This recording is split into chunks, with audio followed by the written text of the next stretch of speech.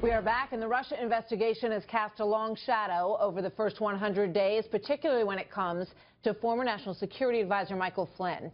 And that is where we pick up a question from the second part of our interview today, our sit-down with President Trump. If you look at other networks, all I do is get hit all the time. And right. By the way, falsely. And I don't mind getting hit legitimately, but well, that story is not going anywhere, as you know. I mean, that story has a lot of sort of avenues to it, and the most recent one comes back to Mike Flynn, who, when he left, when he resigned, you said that he was treated horribly and that you felt badly about that. Given what we now are seeing on the payments from Turkey and Russia, would you stand by that comment? Well, let me just tell you, I do feel badly for him. He served the country. He was a general. But just remember, he was approved by the Obama administration at the highest level.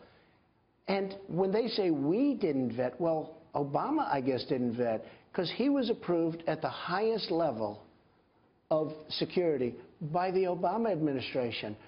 So when he came into our administration for a short period of time, he came in, he was already approved by the Obama administration, and he had years left on that approval. Now, if somebody's approved at the absolute highest level by the Obama or a previous administration, I mean, does anybody ever ask about them?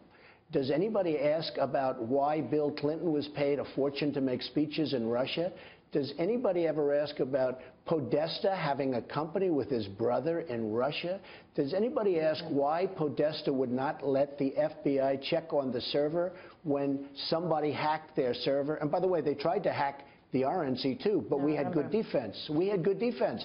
They couldn't hack us. But does anybody ask, why is it that Podesta had a company in Russia with his brother? They don't mention that. Now, they should mention that, Martha, but they don't. All but right. It's one of those things. I want to move on to a couple other quick things, because I know we're short on time. The huge cut that small businesses would see would also be enjoyed by hedge funds and also by real estate companies. Is that going to make it tougher for you to get that big cut through for the pass-through companies in your tax reform? So we're the highest tax nation in the world. Our business taxes are through the roof, and we're not competitive, and companies are leaving. We're going to bring companies back. We're going to lower taxes, and the biggest beneficiaries are the small companies, and the biggest of all beneficiaries are middle-income people who have really been hurt. Their taxes are going down to 10%. Yep. And I have two guys. I mean, I have the president of Goldman Sachs, Gary Cohn. I have Steve Mnuchin, one of the most successful guys, never made a bad deal. These are very smart guys. But I said, fellas, you keep forgetting to mention, because I'm the one that set the numbers. I'm the one that did this to a large extent. You keep forgetting to say that the biggest beneficiaries are the middle-class people who have been absolutely hurt. But your critics are going to say, well, real estate companies like President Trump's company will benefit along with that middle cut. So is it going to make it harder for you to get that big cut in the middle from 39.6 to 15? Okay, if I'm individually paying 35%, I will tell you that's more. Okay, I'm going to end up paying more than I pay right now in taxes. All right? I will pay more than I pay right now. The reason I'm going to pay more is because I lose all the deductions. They have deductions on top of deductions. They have hundreds and hundreds of pages of deductions. Those, and things that you've never heard of before. I have great accounting firms. I'm sure you do. They come in, well, you're entitled to a deduction for geese flying over America. You're entitled to this. You're entitled to... By the time they give you all these stuff, all of that stuff goes away. All of it goes away, other than charitable deductions, which we think is important to keep, and interest deductions, which we think is important to keep. But all of this stuff goes away. Yeah. So I predict I will probably pay more than I'm paying right now. So your life pretty much changed completely after Election Day. How would you say the presidency has changed you? Well, I didn't have much privacy, but now I have no privacy. I said to somebody the other day, I love driving cars. You know, to me, a great event is getting into a car and driving someplace. I can't do that anymore, and I haven't been able to do that really since the primaries. When you go to #1 in the primaries, all of a sudden you get Secret Service, and so it's been a long time. And, you know, there are certain things in life that you miss. It's, you're in a cocoon, and they're amazing people, the Secret Service, but you can't go very far. Do you ever think, well, maybe one term would be enough of this kind of life? Well, I mean, I want to see how we're doing. I hope that we do so well that, you know, things are good, that I could either run easily and nicely and enjoy the fruits of what we did. Maybe it takes a little bit longer, but I think we're doing tremendously well. I don't think anybody has ever done this much in 100 days. But I've always said it's going to be 8 years, not 4 years.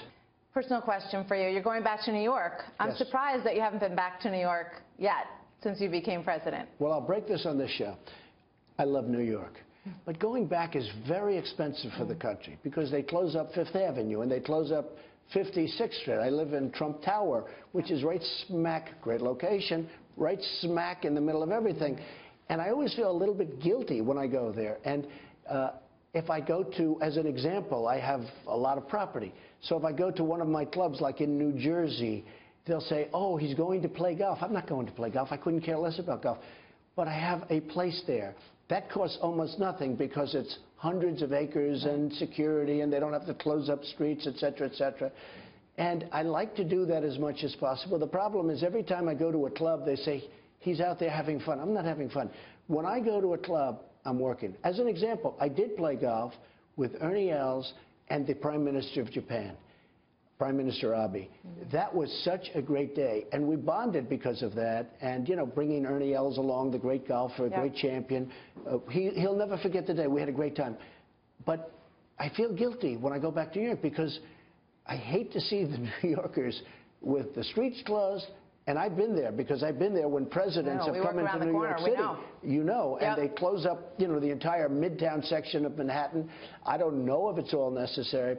So I go back as little as possible because it's expensive, et cetera.